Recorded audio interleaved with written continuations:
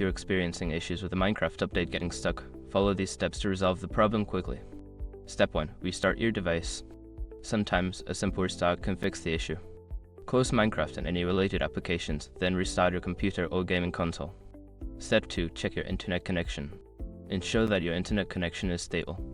A weak or intermittent connection can cause updates to stall. Try resetting your router or connecting to a different network if possible. Step 3. Clear cache. For console users, go to your system settings and clear the cache for the Minecraft application. For PC users, you can clear the cache by deleting temporary files related to Minecraft. Step 4. Reinstall Minecraft. If the update continues to be stuck, consider uninstalling and then reinstalling Minecraft. This can help ensure that you have the latest version and that any corrupted files are removed. Step 5. Check for system updates. Make sure your operating system is up to date. Sometimes, system updates are required for applications like Minecraft to function properly. Check for updates and install any that are available.